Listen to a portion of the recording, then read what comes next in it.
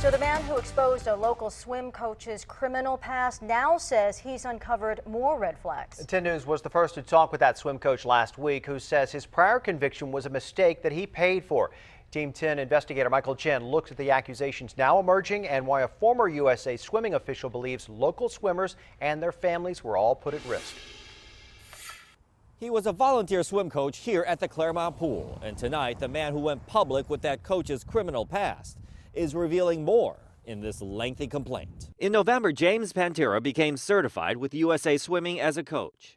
That status is now in question. I think he completely misrepresented on his website. After Alpine resident Mike Salstein, former vice president of USA Swimming, filed a 120-page complaint with the group. Should you be coaching kids? Yes. 10 News was the first to talk to Pantera last week. 14 years ago, Pantera pleaded guilty to federal charges, including student loan fraud. After getting bad grades in medical school, Pantera says he hacked into a government computer and created a new identity with the same name and reapplied to medical school with a clean slate. Eventually, he was caught and spent 9 months in prison. He told us it was a mistake he has paid for. Salstein says a background check revealed Pantera has 11 different identities, which Pantera believes is connected to the fallout of his case. But much more recently and much more troubling were his coaching credentials. Salstein says Pantera's claims on his website of being a level 5 coach, including criteria like coaching 40 All-Americans, is not true. Pantera says he meant he completed all 5 courses. In the complaint, Salstein says Pantera has told wild stories at swim meets of having been a professional soccer and baseball player, statements Pantera denies.